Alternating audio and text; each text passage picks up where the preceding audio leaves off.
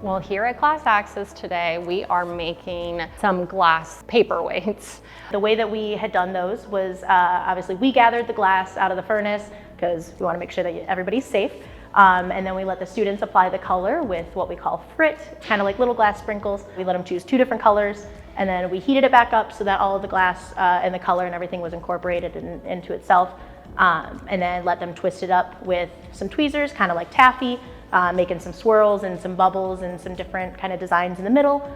And then we had gathered the clear glass over it again and rounded it out and made it into a nice paperweight. This trip has impacted my students by giving them an opportunity to do something outside of the norm, but also have a sense of pride and accomplishment in making something that they might not have thought they could do.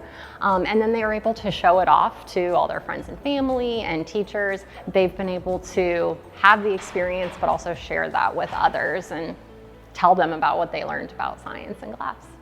So I first heard of CGIF when I was able to go to one of the teacher workshops, and we were able to do pieces from the material science kit, and it was really exciting for me because I'm not a science teacher, I'm an art teacher, but I saw so many ways that we could incorporate this into our classrooms. So I was really excited about that. I got involved with the Ceramic and Glass Industry Foundation first by doing some outreach at the Ohio State Fair.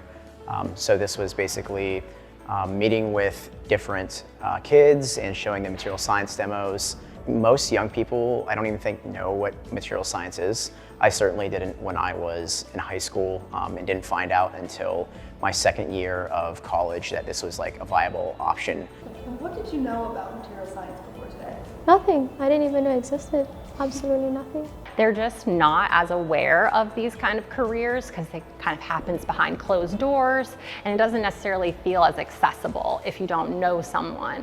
So this is an opportunity for them to meet material scientists and just get caught up and excited in that other possibility.